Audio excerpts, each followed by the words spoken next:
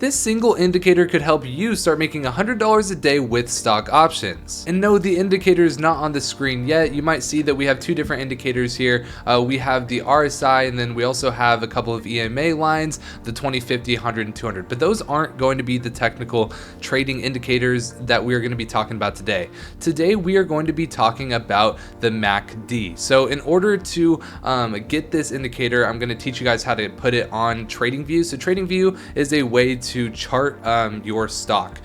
So you're going to pull up any stock that you want to. Right now we're just going to do SPY because I'm going to go over an example on how you use this trading indicator, but we're going to go with SPY, and then you're going to come up here to indicators. You're going to click on indicators, and then you're just going to search up MACD. Now you will be able to choose from a set of different ones, and you can use all these different ones, but they're all going to do different things. In order to keep it all to what I use, make sure that you guys choose this top one, moving average convergence divergence. Now that is going to be the overall name. That's what the MACD is. That does not really matter. If you guys want to go in detail on that, you guys can get our course, but we're teaching you guys a basic understanding of the MACD and how you can start using it here soon, and how I used it in a trade I made on Friday. So the trade in question is going to be this SPY put. So I originally purchased this SPY put. I actually cut my losses because I was a little bit early on it, and then I made a re-entry here at this number right here. So I eventually bought these contracts for $820, 10 contracts. So you can see here re-entry at, I believe I re-entered at 9:37 a.m.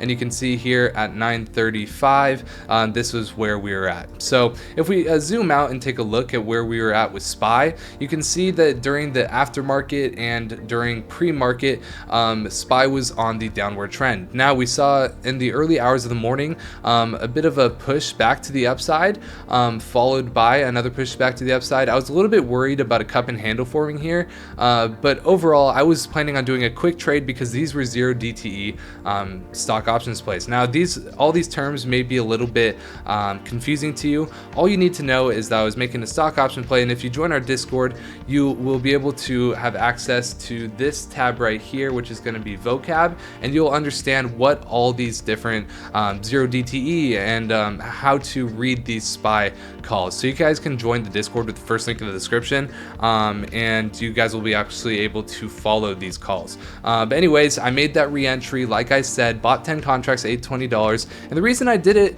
was primarily because of this MACD actually.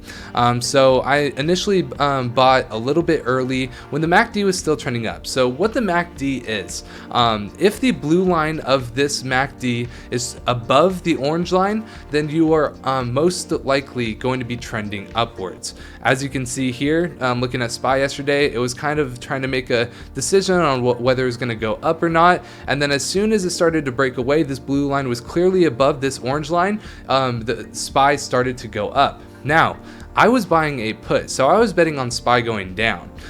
So I was a little bit early when I thought that this blue line was going to start crossing back over the orange line. Now, if the orange line goes above the blue line, then that means that the stock is most likely going to trend down.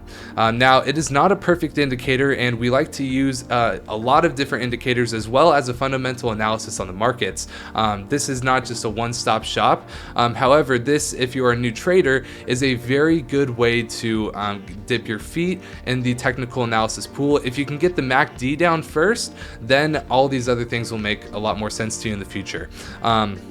But yeah, if the blue line is above the orange line on the MACD, then you are most likely going to be trending up. If it goes, if the orange line crosses above the blue line, then you are going to most likely be trending down.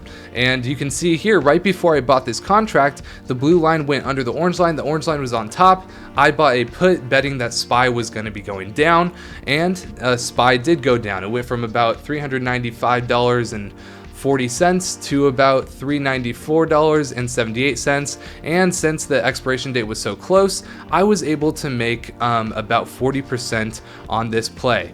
So I sold them for $1,154 and profited $334. Now this is a very easy way to start trying to predict where a stock is going to go, but it's not the only way. So if you guys want to, make sure that you guys join our Discord with the first link in the description, so you guys can learn how these different things work and maybe get a bit more insight onto why I'm making the plays I am making. So join with the first link in the description.